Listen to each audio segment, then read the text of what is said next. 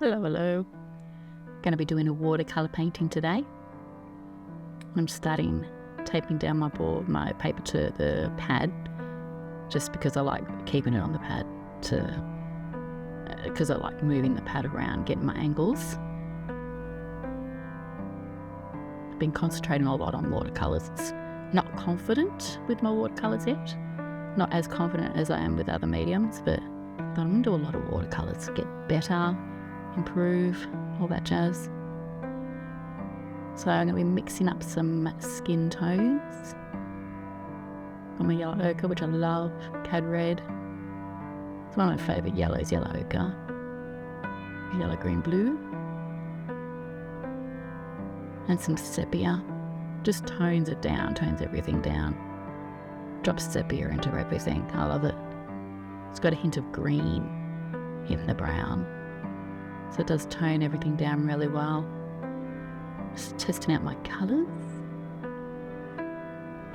and plopping it all on. Just getting an old overtone. I like to work with layers, so I'll do quite a few layers on the skin tones, keeping it usually though in that same skin tone that I originally make. So I'm going to red it up a bit. I'll pull from that original skin tone, add some red if I want to tone it down, add some blue, add some more sepia if I want to quieten it up a bit. Now I'm mixing up something for the hair, which I had a bit of trouble with because the sepia does have a lot of green in it.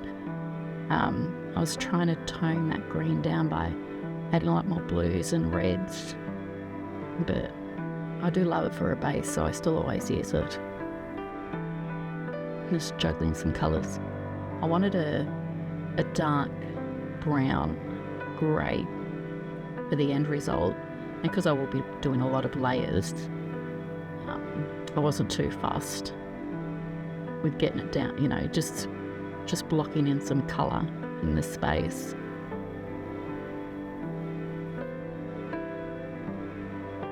Yeah, I'm more comfortable with my figurative paintings, more so than landscape type stuff. But I do want to start doing some landscape,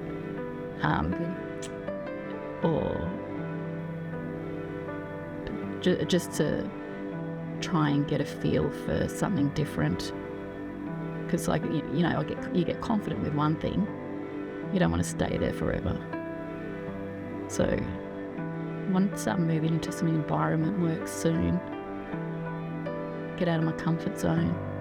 But for now, my comfort zone being figurative, not comfy in watercolour. And so I think I'll just stay here for a little bit until I get a lot more confidence up a bit.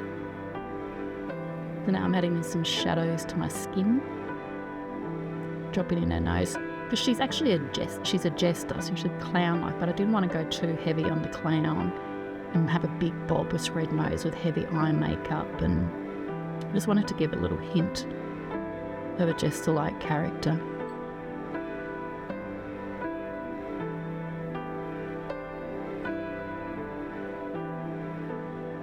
I've got my little fine line. I love that brush, it's beautiful. Going in some more with the hair. Yeah, just layering. It's the same tone that I mixed previously, just with a lot less water. I'm getting a bit heavier with it.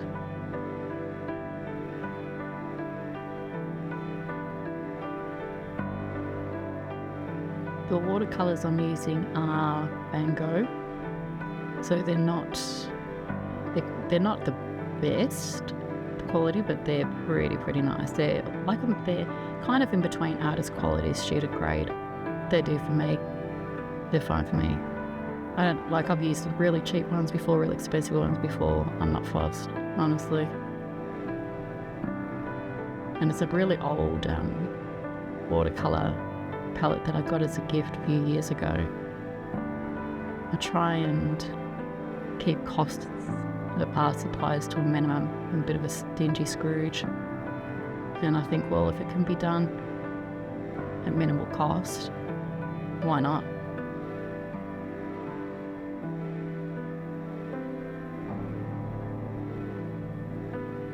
But they're beautiful colours.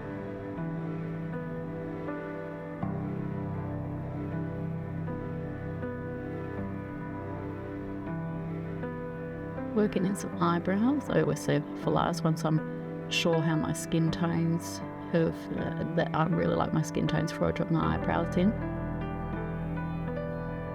Especially with watercolours.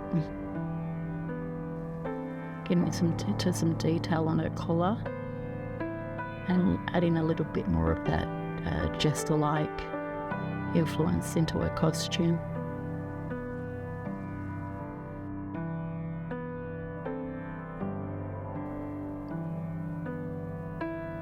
I love the little tiny fiddly work. It's really satisfying. Coming in with some more hair layers. And I usually, my workhorse brush is usually a number 6 or a number 8. Now coming in with my ink. And I like to water it down. I use an acrylic ink.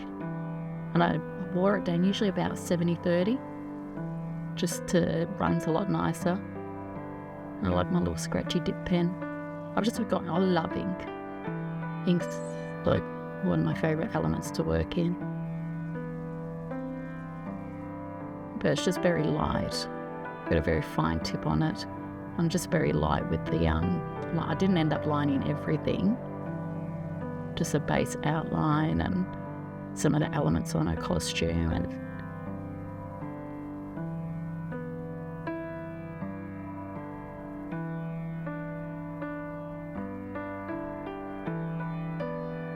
it is the last step, and it's always exciting to watch it all come together with a nice crisp black outline.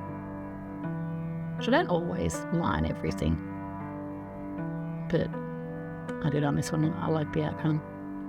So I hope you enjoyed this video, and I'll catch you on the next one.